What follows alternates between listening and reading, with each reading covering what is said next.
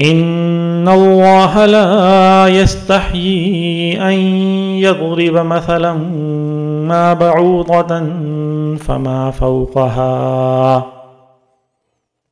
بے شک اللہ اس بات سے نہیں شرماتا کہ وہ کسی بات کو واضح کرنے کے لیے کوئی بھی مثال دے، چاہے وہ مچھر جیسی معمولی چیز کی ہو یا کسی ایسی چیز کی جو مچھر سے بھی زیادہ معمولی ہو۔ فَأَمَّا الَّذِينَ آمَنُوا فَيَعْلَمُونَ أَنَّهُ الْحَقُّ مِنْ رَبِّهِمْ، اب جو لوگ مومن ہیں وہ خوب جانتے ہیں کہ یہ مثال ایک حق بات ہے جو ان کے پروردگار کی طرف سے آئی ہے۔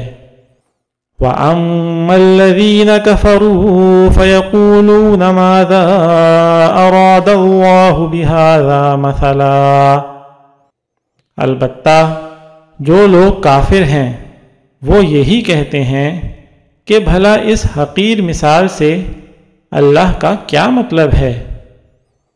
يُضِلُّ بِهِ كَثِيرًا وَيَهْدِي بِهِ كَثِيرًا،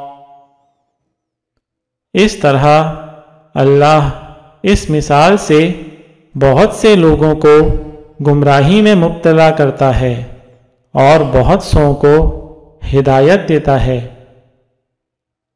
وَمَا يُضِلُّ بِهِ إِلَّا الْفَاسِقِينَ، مگر وہ گمراہ انہی کو کرتا ہے جو نافرمان ہیں۔